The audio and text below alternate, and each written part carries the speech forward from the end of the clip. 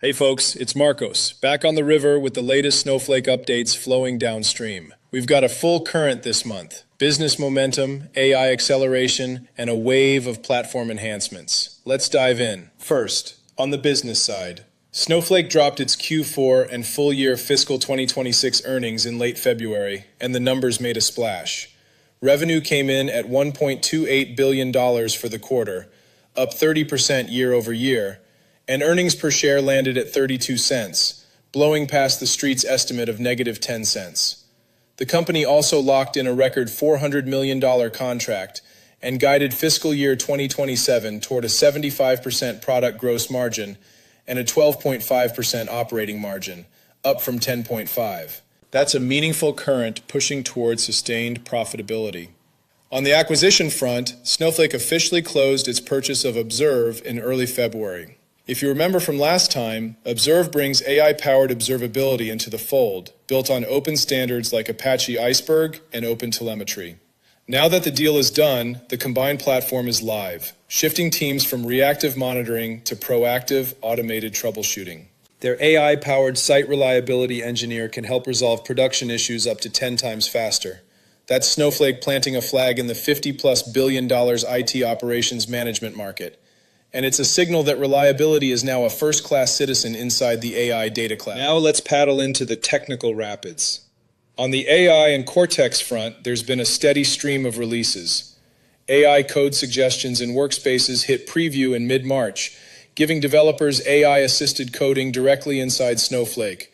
No need to dock at a different shore for your copilot. Artifacts in Snowflake Intelligence also landed in preview, and several AI capabilities moved to general availability, including the AI extract scale factor parameter and the new AI functions user database role, which gives admins more granular control over who can call AI functions. There's also a new AI services billing breakout, so you can now see exactly how your AI credits are being consumed across services. In River speak, you can finally see what's under the surface of that bill. On the data integration side, the current picked up fast. The Openflow connector for Google BigQuery launched in preview in mid-March, letting you replicate datasets, tables, and views from BigQuery into Snowflake with incremental change capture. That joins the Oracle Openflow connector, which went GA back in late February, a fully managed, agentless integration that streams data directly from Oracle into Snowflake in near real time. Snowflake is clearly making a push to be the landing zone for enterprise data, no matter where it starts its journey. Apache Iceberg continues to get deeper investment and the tributaries keep widening. In March, Snowflake added Azure Data Lake Storage Gen 2 support for Iceberg external volumes in preview. Then in early April, write support for Databricks Unity Catalog on Azure went generally available, along with CTAS support for Unity Catalog with external volumes. You can also now manage external volumes directly from Snowsite. The open table format story keeps getting stronger, and the lakehouse keeps getting more connected. A few more platform highlights worth calling out as we float downstream. Medical and health data classifiers landed in sensitive data classification, a big deal for healthcare and life sciences customers navigating compliance. Check constraints for standard tables went GA, giving you enforceable data integrity right at the table level. Any insert or update that violates the constraint throws an error. The Network Policy Advisor is now generally available, helping you audit and tighten your network security posture without guesswork. And here's one that caught my eye. Snowflake Notebooks have been officially renamed to Legacy Snowflake Notebooks, signaling a strategic shift in how Snowflake is thinking about the notebook experience going forward.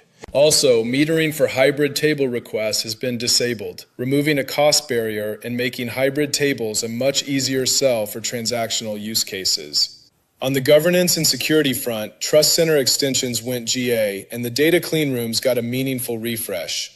Identifiers are now case-insensitive, and cross-registry resource discovery lets you see resources across all registries by default. Snowflake also expanded access history tracking to cover streams, MCP servers, Postgres instances, and Cortex agents, giving you a wider lens on who's touching what across the platform.